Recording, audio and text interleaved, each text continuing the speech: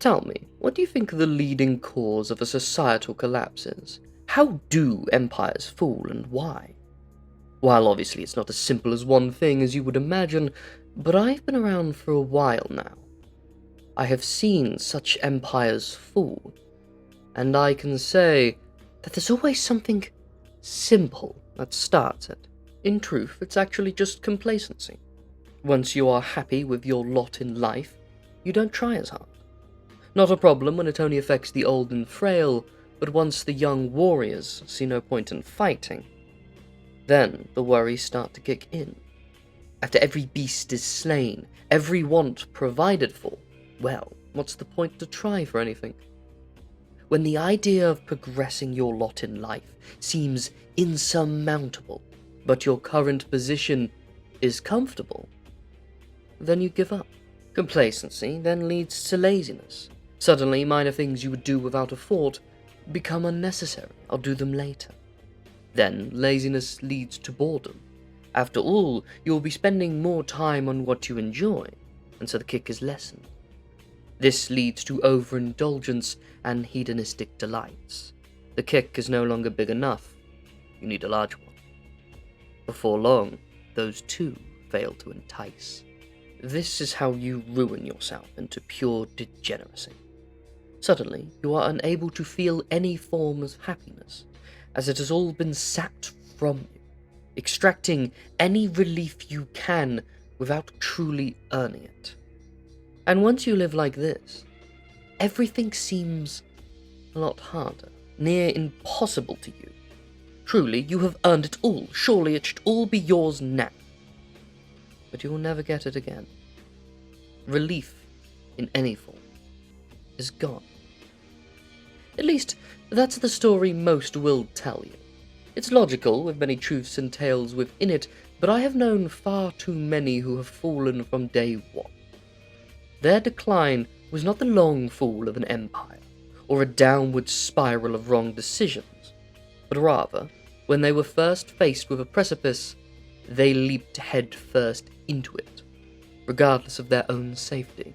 It is for these reasons that the Toreador clan are well feared by elders and the most powerful of our kind. And yet, many young neonates are always surprised to hear that. They're just playing dress-up and looking at art all day. How could they be scary? And while that is true, you would be failing to see the real horror they are capable of. See, they don't wish to end the world like the Bali, or cause unwanted destruction like... well, I can think of several groups that fit that part, but no, the Toreador just wish to indulge. An endless parade of pleasures and sensations, art, beauty, the world fades away as you lose yourself in the wonders of it. But before you know it, the nights fade by, and you're playing the fiddle while Rome burns. The true horror here isn't even the negligence, but the wanton disregard of others. After all, there are so many of us who have incredible power over the world. And what do you think an uber-degenerate with the ability to manipulate those around them is going to do with such powers? Of course, they will view others as nothing more than an object, to be used and disregarded at a whim. Powers that require the murder and torture of others to acquire are merely picking a fruit from a garden for the likes I'm to discuss. For tonight, I wish to speak of two bloodlines of Toreador, who take such ideas and run with them, so far more sinisterly than the others. The fallen angels, as I have dubbed them, the Nephilim, and the Vulgare, both spawned from two personality cults from two very different Toreadors. Two figures I could probably talk about in their own discussions, but the full details of their life stories I will have to leave for another night.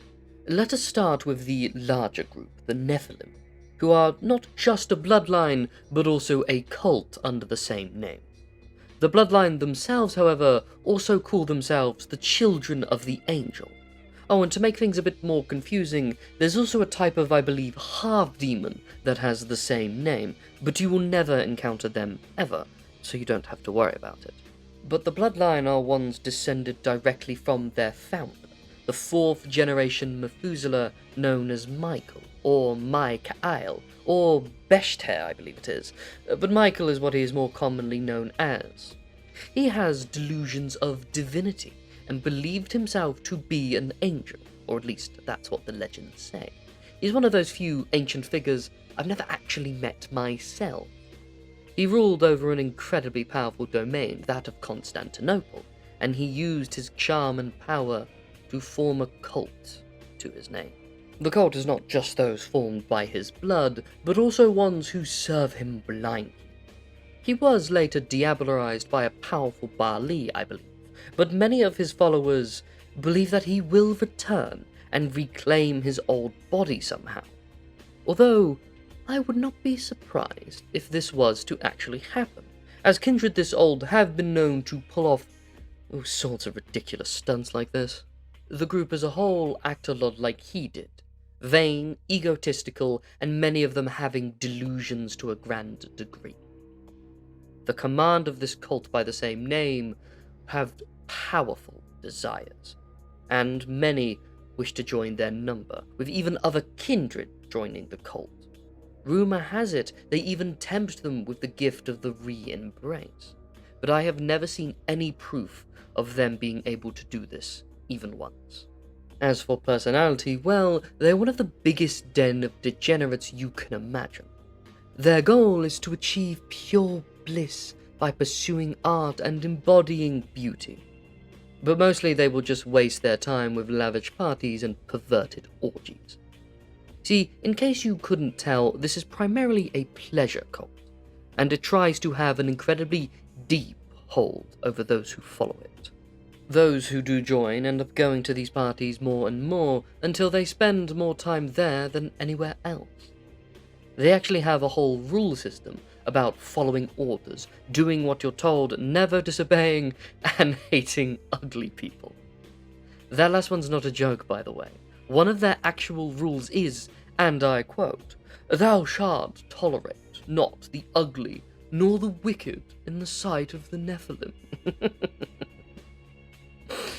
So with that being said, you can imagine how they view the Nosferatu. Actually, you don't have to, since they have an entire caste system where they place them well below ghouls. Above the ghouls is kindred of other clans, then Toreador who are not descended of Michael, then those who are, but are above 7th generation, then finally those who are 7th generation or lower. The control they try to have over their followers can actually be ludicrous, with many of them believing all sorts of lies about the world, as cults are wont to do, many thinking that they can, in fact, become angels. But see, one thing that they commonly believe is that the more they go to these hedonistic orgies, the more attractive they become. And if you were to give yourself fully over to their controls and wants, you will become as beautiful as an angel. And this is where I reveal that they actually have a difference in powers. For the Nephilim have swapped the discipline of celerity for chemistry, which is the obfuscate illusion powers of the Ravenous. And now that you know this, things start to become a lot more clear on how they actually run things. But more on them later, for I have yet to discuss our second group, the Vulgare, who are, in many ways, worse. See, this bloodline sprang out from the Toreador that dwelled within the Sabbat. As I said before, many fear the Toreador for many reasons, but the ones within the Sabbat are truly horrid. After all, when you view the act of torture as an art form, and get a group of artists who care about nothing other than one-upping each other, you can see how this gets out of hand. Our story begins with Philippe Vulgare, a 5th generation Methuselah and a very powerful and evil man, known for all sorts of horrid acts and behaviors, but he was actually in the Camarilla. he was a feudal French baron who delighted in all sorts of horrid acts, including murder, rape, and his speciality of torture, to the point of breaking someone. He also has a sinister fascination with art, obviously. He's actually where we get the quote, "Art is the truth, life is the lie." His dark fascination, combined with his artistic flair, led him to learning the Tzimisce technique of flesh crafting, or vivicitude, although he mostly keeps these acts a secret. But his secret childer, who joined the Sabbat, did not, and they founded the bloodline as we know them. Their whole thing is making themselves as beautiful as they can using the power of vicissitude, as well as performing other horrid and twisted works of what they would call art. Some even give themselves wings and have long, angelic white hair, while they turn a family into a living blood fountain for their next special occasion. Many of them delight in what everyone else calls horror. Many Tzimisce even go as far as to say that they are unnecessarily vile. For yes, the Tzimisce do the exact same sort of thing. The difference is that they're efficient. They do things with a purpose. They have a goal in mind. The Vulgare do it because it's fun, and it would hurt the other person more. They're actually the ones who came up with the idea of enhancing a victim's pain receptors to make them feel everything just a little bit deeper. The worrying part is they are just as degenerate as the Nephilim, except their orgies take on a more sadistic and darker turn. When at least two of them plan to have a night on the town, as they would put it, the news has stories about missing people for weeks. Even we can't truly find them, because the bodies are, as they would put it, still being used. What enrages me the most about this group is that they actually had a secret deal with the Toreador of the main clan, which was akin to the La Sombra one, where they actually let some of them join the Camarilla. The part that makes this worse is that the clan leaders did this on their own, without permission from the other clans. You can imagine what the Brouhaha thought about this sort of thing, and I for once was as outraged as they are. They even gave them all fake names and a lineage so we couldn't hunt them down. And while they promised to stop performing their horrid acts, no one believes them for a second. And since many Vulgare stayed within the Sabbat, we can never truly be sure who did it when we find one of their pieces of art. I despise these groups, you know. While it's clear one is worse than the other, they both have such horrid outcome to those around them, treating the mortals like playthings. One of them destroys your body, the other your mind. But I shall talk about their powers for a moment before I get into my tales of them. As I said before, the Nephilim have replaced their celerity for obfuscate, but they only use it in order to use the Ravnos power of chemistry. The sad part is they almost exclusively use it on those they seek to bring into the cult or to control them more. Cults focus on manipulating people into believing the world as they see it, into seeing things the way they want you to. And having the ability to actually make people perceive things differently, well, you can see how they really wanted this ability, and traded other powers in order to get it. As for the Vulgare, well, they don't actually have a change in powers. They still have the usual Toreador ones. It's just that all of their members of their bloodline strive to learn this one thing to do so. Because of this, they actually don't need a teacher to learn these powers, at least not the more simple and easier ones, but it still takes them just as long to do so as it would anyone else learning it for the first time who isn't a Tzimisce. I've had many interactions with both groups. They are unfortunately quite common, and I do in fact have a 2-for-1 story for you. It's almost a funny one, as it's what happens when two groups hate each other, but are actually the exact same thing, and fail to see it. See, I was once called in to help a prince with a disappearance problem. She didn't even know it was one until half of her team went missing, and the other half refused to come into work because they were too busy fucking each other. Between the actions of the Nephilim and the Vulgare, the coterie of the prince, as well as half of the city, was just gone. It was my task to fix such an event, and decided to do so in a manner most spectacular by killing two birds with one stone.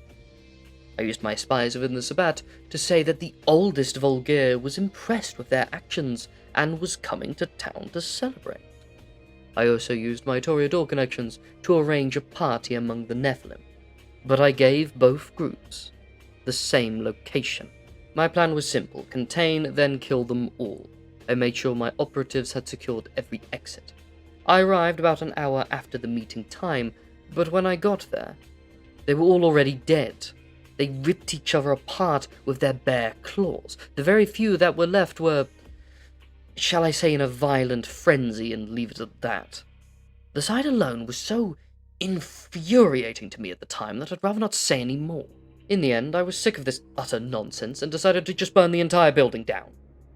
I'm sure many kindred on the side of the Nephilim could have been talked out of the cult, but in all honesty, when you do the more humane thing and root them out one by one, they tend to just pop up again.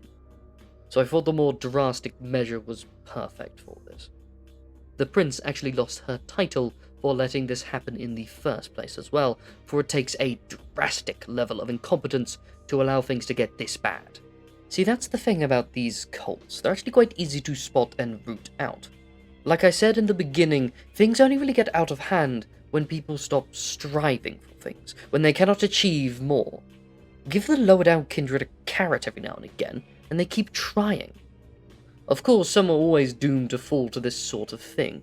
Hilariously, often those who degrade it the most, bring it up in every conversation, even when it's not asked about.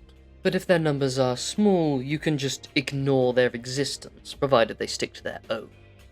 The Nephilim are like a parasitic plant attached to a tree.